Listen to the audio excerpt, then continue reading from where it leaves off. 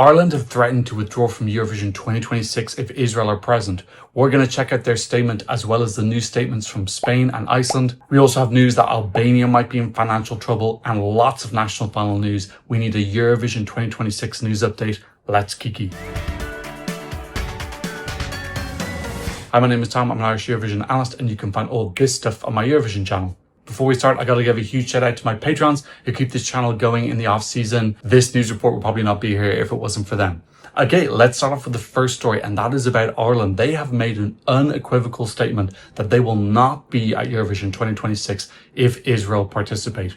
So this came in a statement from RTE, the Irish broadcaster, this morning. At the General Assembly of the European Broadcasting Union in July, a number of EBU members raised concerns about the participation of Israel in the Eurovision Song Contest. RT wishes to thank the EBU for the extensive consultation process that was initiated on foot of that meeting and the extension of the option to withdraw from participation without penalty in December. It is RT's position that Ireland will not take part in the 2026 Eurovision Song Contest if the participation of Israel goes ahead, and the final decision regarding Ireland's participation will be made once the EBU's decision is made. RT feels that Ireland's participation will be unconscionable given the ongoing and appalling loss of lives in Gaza. RT is also deeply concerned by the targeted killing of journalists in Gaza and the denial of access to international journalists to the territory and the plight of the remaining hostages. So this is a really solid, unequivocal statement. We've had some other countries, which I'm going to talk about later, who are threatening to withdraw. This is very explicit. We are going to withdraw if Israel are there. There's no ifs, ands, or buts. It's super precise, super clear. This is a really impressive, strong statement from RT. A couple of things in the second paragraph talking about this extensive consultation process. So the RT is saying that the EBU is taking this seriously. They're really having a big dialogue. This is not something that they're minimizing. They are really taking it seriously. So extensive consultation is happening. This third paragraph, super clear, very concise, no beating around the bush. This is the most explicit statement that we've had from any of the four countries so far who are threatening to withdraw. And also good that they're bringing up specific reasons: the appalling loss of lives in Gaza, the targeted killing of journalists in Gaza. In case you weren't aware, there's been a gigantic death toll of journalists. If you're a journalist in Gaza, you're going to be targeted. And also the denial of access of international jurists into the territory. So they won't let people report on what's happening because they're trying to cover up all of these illegal things that they're doing. So this is a wonderful statement from RT. I'm super proud. I've been so critical of RT on this channel. No criticism here. This is really, I'm super proud of them. This is strong, unequivocal, really clear, and standing for principles. Fabulous. And if we get more of these statements, it's going to be harder and harder for EBU to defend keeping Israel in the contest. And despite the fact that Ireland have had bad results in the contest recently, we're still joint holders of the record for the most wins ever, tied with Sweden. And I think that does hold some weight as well. It's something that a lot of commentators talk about at the start of the show. We've been in the contest pretty much every single year since we joined in 1965. So although our population is smaller, I do think that this holds some weight. Let's go to the next country threatening to leave, and that is Spain. So this one is a little bit different. We have a quote from Ernest Urtasun, who I believe is the Minister of Culture. He said, participating in Eurovision is a decision of RTVE, but if we don't manage to expel Israel, measures will have to be taken. So the Minister of Culture from Sumar has emphasized on La Hora TVE that we cannot normalize Israel's participation in international forums as if nothing were happening. So this is a little bit different from Ireland. This is not coming from the Spanish broadcaster RTVE. This is the Minister for Culture saying he thinks that Spain should not participate if Israel is there, but we haven't had that officially confirmed from the Spanish broadcaster yet. Keep in mind that the head of the EBU reference group is Ana Maria Bordas. She's just been elected into that position. She used to be the Spanish head of delegation working with RTV. Now she's head of the reference group, so she will definitely know what's going on. And this is definitely something that she's discussing. Now, what RTV have shared is some updated details about Benidorm Fest 2026. Artists are going to be revealed around October. Songs will be released before Christmas. Christmas present. Benidorm Fest 2026 songs. Rehearsals are open to the public, which is very interesting. So when does that mean? Is it going to be like a family show or dress rehearsal that you can buy tickets to? And finally, the most pertinent one, Benidorm Fest will take place regardless of Eurovision 2026 participation. So this is the closest thing we've had to an acknowledgement from RTVE. Basically what they're saying is Benidorm Fest is going to become a standalone music festival. separate from Eurovision. We see this with a lot of national finals. Festival Congas, San Remo obviously isn't even a national final, it is a song festival. Estilao, Melody Festival, these contests are national music festivals, which just so happen to also be the song selection for Eurovision. That's why, for example, in 2020, after the contest was cancelled, these countries still held their national finals in 2021 and didn't automatically select the winner from 2020 because this is an important part of their TV schedule. So I really like that Spain is doing a similar thing. And I think this is really showing that Benidorm Fest is successful and is going to be an annual tradition that goes on for a long time, which I love because I think Benidorm Fest has been one of the most successful reboots of a national final that we've seen in recent years. So still waiting though on an official stance from RTV, but it's looking like they are similar to Ireland in that they will be looking to a draw if Israel's still in the contest. And obviously this holds a lot more weight because Spain is one of the big five. It's the smallest of the big five, but it's still a big five. One of the biggest financial contributions to the contest. Also in terms of population, one of the biggest countries as well, which is important for viewing figures and obviously selling the contest to sponsors. X amount of people are going to be watching it. Okay, another country who are threatening to leave is Iceland. The Director General of RUV, I don't want to have to try and pronounce that, says that if the EBU decides that Israel will be allowed to take part in next year's Eurovision, it is possible that Iceland will withdraw from the contest. So slightly less conclusive language here. The EBU's decision will be clear when the consultation process with other European broadcasters concludes at the end of the year. That meeting is on December 5th and 6th. Stefan Eriksson, director of RD, spoke to Ross 2 this morning. I think it is likely that if there's no change in the EBU's position and it does not respond to these voices of concern coming from us, from Spain and Slovenia and others, then that will call for reactions from these broadcasters. But let's just wait and see.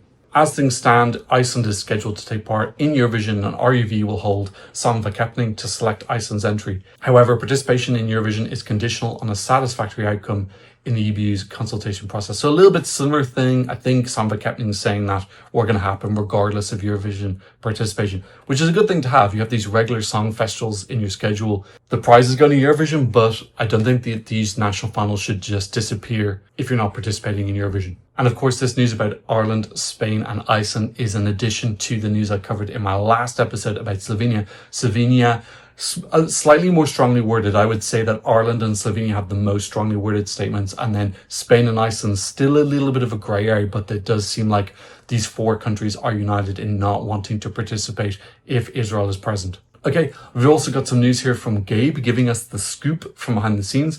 According to a source with insight into the situation, in addition to Ireland and Slovenia, there are at least 5 other broadcasters considering taking the same step. There's concern in the EBU that 2 semi-finals would not be possible. In addition to Ireland and Slovenia, there are at least 5 other broadcasters. So I would assume then that Spain and Iceland are 2 of them. I would guess Belgium as well. Now, I'm not sure if Gabe is counting Belgium as 2 of them or 1. Keep in mind there's a Flemish broadcaster and a Wallonian broadcaster. This year, it's the turn of the French-speaking broadcaster, RTBF. So I don't know if they unilaterally make a decision or if they need to talk to VRF. I believe they're in the same building. One of my Belgian patrons says that they actually work in the same building. So probably they're having a dialogue and they'll make a decision together. So Spain, Iceland, let's count Belgium as 1. I would guess Portugal as well, because Portugal's been very outspoken. And I know that they were definitely arguing for Israel to be banned in 2024. I believe that vote came to a tie. I think it was 3-3 or something like that. And then Netherlands, I would imagine as well. Obviously, still not happy about what happened in 2024. So that would be my guess. That's pure speculation about who those 5 broadcasters are. Netherlands, I believe, is the 6th largest contributor to the contest, if I understand correctly. If that's right or wrong, tell me down below. But that would obviously be pretty big if they withdrew as well. And we know that they have threatened to withdraw in the past. It was confirmed quite late last year that they would even participate. Remember, Netherlands were threatening to withdraw. So we know that that's something that they're willing to consider. And coming to this point about semi-final size, obviously, Spain aren't in the semis, so that wouldn't count. Last year, we had 31 countries in the semi-finals. If we had the same countries as last year, but lost Ireland, Slovenia, and Iceland, that would bring us down to 28. So we're looking at this situation here where we've got 2 semi-finals of 14 countries. I think that's really pushing the limits of legitimacy, I think you could get away with 14 semi-finals. I think when you're getting down to 13 in each semi-final and especially 12, I think it starts to look really ridiculous. To hold a 2.5 hour show with 12 songs just to eliminate 2 of them. So you're holding a 2-hour show to eliminate 6 minutes of television in the final. It just starts to get a little bit ridiculous. In total, eliminating 4 songs, which is 12 minutes. It looks a little bit spiteful. Plus having a participation number of 30, this would be the lowest number for over 20 years. I think this looks optically terrible for the EBU. If we get down to 28, it's getting into farce territory. I think at that point they would have to cancel the semi-finals and just have a big final. And then it's like, why are people jumping through these incredible hoops to keep in Israel? Putting the contest in absolute and utter jeopardy. So the semi-final dates have been announced. There's obviously a lot of revenue that comes in from selling all those tickets and all the television rights. I don't think the EBU can get rid of the semi-finals. This is important because Iceland threatened to withdraw doesn't really carry much weight in terms of their population. It's only 360,000 people. But when you look at these participation numbers and the semi-finals getting smaller and smaller, that's where these smaller countries cumulatively, potentially with the addition of Portugal, Belgium and Netherlands, who are a little bit bigger as well, this is where it starts to carry more weight. Okay, let's have a look and see what the EBU have said so far.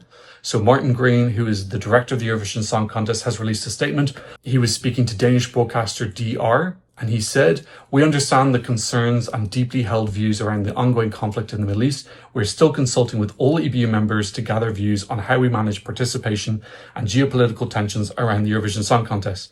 Broadcasters have until mid-December to confirm if they wish to take part in next year's event in Vienna. It is up to each member to decide if they want to take part in the contest, and we would respect any decision broadcasters make." So I saw a lot of people online saying that this is a bit of a nothing burger statement. Like, this is a normal statement to me. He's hardly going to come out and say, "Hey bitches, Israel is banned, lol." Like, this statement is basically just saying this is an acknowledgement that we know that this is going on. This is the process that's happening. This is much more communication than we used to get. Keep in mind, a couple of seasons ago, stuff like this happened. We would get no communication whatsoever. And now we're getting these regular statements from Martin Green. I like this. It just shows that they're thinking about it and they're aware of the problem, as opposed to us thinking, do they even know that this is happening? Like, or are they on summer holidays on a beach somewhere? I also think the point of a quote like this is keep in mind that all of us are kind of chronically online with Eurovision. I think there are other news stations who don't know as much about the situation, and this is a nice, concise quote for them to kind of sum up everything that's going on. So don't expect Martin Green to be coming out with these big bam statements. This is just acknowledging the situation and maintaining communication. So what are my thoughts on this? I think that Israel absolutely needs to be removed from the contest. I think they've brought it into disrepute in many, many different ways. I think they're abusing the contest to whitewash what they're doing illegally. And I think it's very clear that they should not be in the contest right now. I think if Israel actually loved the contest, I think they would have stepped back voluntarily. But I think they're completely set on abusing the contest for PSYOP PR, and they're absolutely willing to drag it into the flames with them. So really sad to see. It's basically impossible at this point that we get out of this situation with at least one withdrawal. Theoretically, if Israel is banned in that meeting, we would probably expect Germany to withdraw. They've been the most vocal in their support. I don't know if any others would follow. We haven't seen anything official, even from Germany. This is just all speculation. Okay, let's go to some other news, and unfortunately we've got some sad news from Albania. The head of RTSH, the Albanian broadcaster, has admitted that they are prioritizing paying debts to the EBU in order to maintain Albania's Eurovision participant status. So let's check out the full story from Balkan Insight. They're struggling with catastrophic debts. Catastrophic is not a good word when talking about debts. So apparently there's been delays in them paying journalists, authors and moderators. And it sounds like right now they're trying to pay people that haven't been paid since January 2024. So it seems like this has been an issue that's just kind of been swept under the carpet and it's kind of cumulatively built up. They're also looking at facing international courts for non-payment of contracts with foreigners. She added the board of management will soon review the company's inside debt and the finance department is expected to make a decision. In April, Vasily took over as director general of the broadcaster, which is in dire financial straits and burdened with lawsuits stemming from the abrupt firing of some 150 employees by her predecessor, the former politician Alfred Peza. According to the board of directors, the broadcaster is 6 million euros in debt, and unfair dismissal cases stemming from Peza's firing spree alone have cost it 1.8 million. So it sounds like this guy, Alfred, went absolutely crazy, fired a bunch of people. They all sued, won, 1.8 million, and now the broadcaster is 6 million in debt total. This is somewhat comparable to the situation with the Bosnian broadcaster. I believe their debt's even bigger. I think it's 9 or 10 million, although they've just won a court case to get back some of the revenue that they're owed. The Albanian broadcaster seems to be in real trouble. So if this debt continues, we've seen what the EBU did with Bosnia, where they were not allowed to participate. It looks like the same thing could happen to Albania. This is not just Eurovision, by the way. This is Albania being in the EBU at all. So that's rights for other things as well, sporting events, etc. So I wonder, will they need a bailout from the government or what's happening? But yes, this is not looking good for Albania. Again, coming back to that semi-final thing, if we lose Albania, that's another country gone. The semi-finals are getting smaller and smaller. Okay, we have news about San Marino, and that is that they are in the contest. After initial uncertainty regarding their participation, SMRTV has confirmed San Marino will send an entry to Eurovision 2026. They've also renewed the national panel until 2028. Not necessarily confirming until then, but that does imply that. They've also got a new head of delegation, Media Evolution CEO Denny Montesi, who I've never heard of. And final bit of news, so much San Marino news today. They've changed the name of the national panel to Dreaming San Marino, which I believe has a connection with the name of their Junior Eurovision selection national final. So that's cool. It's no longer called Una Voce per San Marino, it's Dreaming San Marino. So I think that's a nice, shorter new title. We also have news from Austria's national final. It's going to be called Wer singt für Österreich? Who's going to sing for Austria? It'll be held on the 20th of February, 2026, and there's going to be 12 artists competing. So 12 artists in the final is quite a lot, same as Melody Festivalen. Submissions are open now and will close on the 15th of October. Keep in mind, last time that Austria hosted, they also had a national final and the Make Mix won, and then they got 0 points in the final. Although they did get points, I think they got jury points. That was 2015, before televote and jury were separately announced. Okay, we've also got some news from the BBC, and that is that premium rate phone voting will no longer be used by the BBC at all. This is not just for Eurovision, this is at all. So that means that next year there'll only be online voting for the British televote. So that'll be interesting to see, does that change the demographics who are voting? Does it also mean that there'll be extra security in terms of identification of who's voting as well? Okay, that's all for Eurovision news today. What did you think? Leave me a comment down below. Thanks again to all my patrons for keeping the channel going in the off season. If you want to join my Patreon, I'll leave a link down below. Thanks so much for being here. I'll see you in another Eurovision news update very soon. Goodbye.